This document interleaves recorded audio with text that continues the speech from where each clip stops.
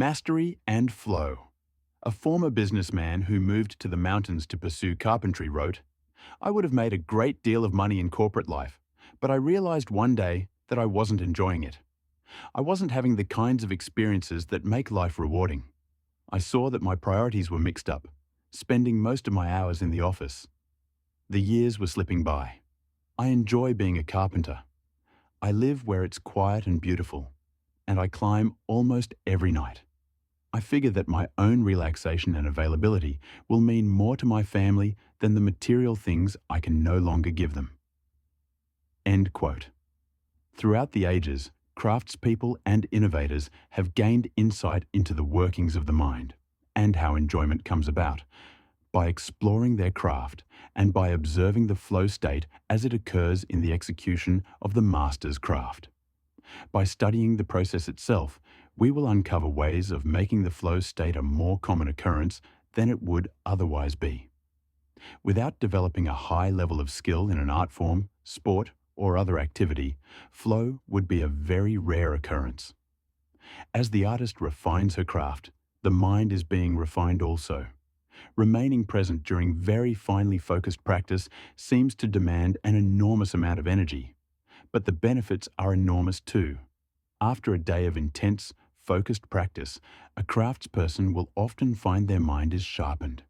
Even something as simple as taking a walk in the park becomes a beautiful experience.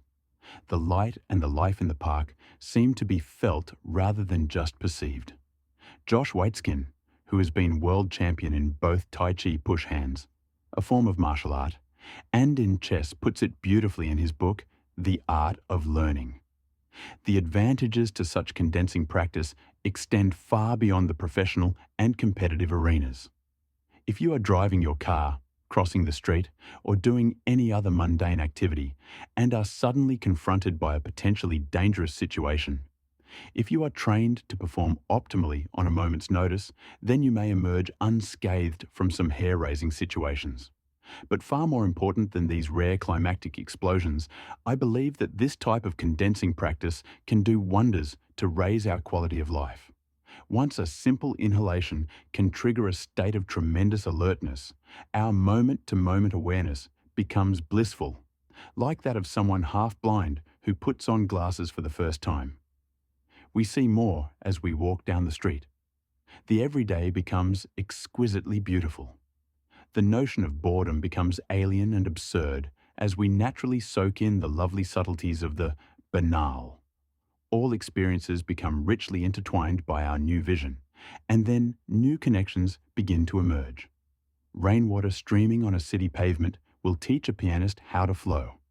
A leaf gliding easily with the wind will teach a controller how to let go. A house cat will teach me how to move. All moments become each moment. Presence has taught me how to live." End quote.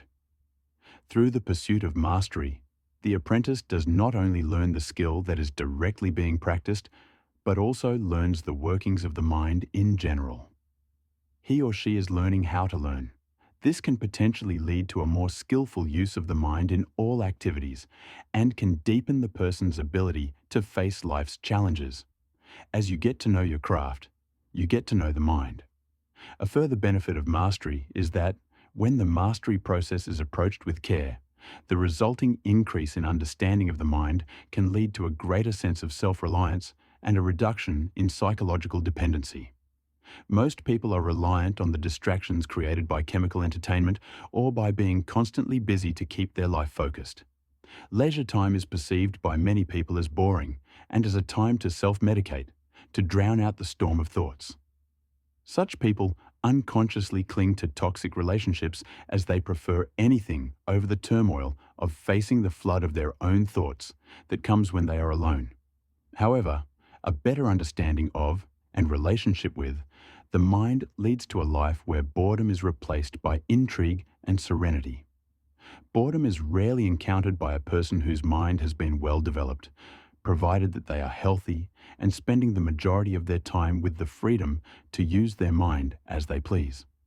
As the beginner learns to overcome challenges in mastering a skill, he or she realizes that often situations that initially seem impossible to overcome can in fact be worked through with the right approach. In this way, the pursuit of mastery provides a vehicle for personal growth,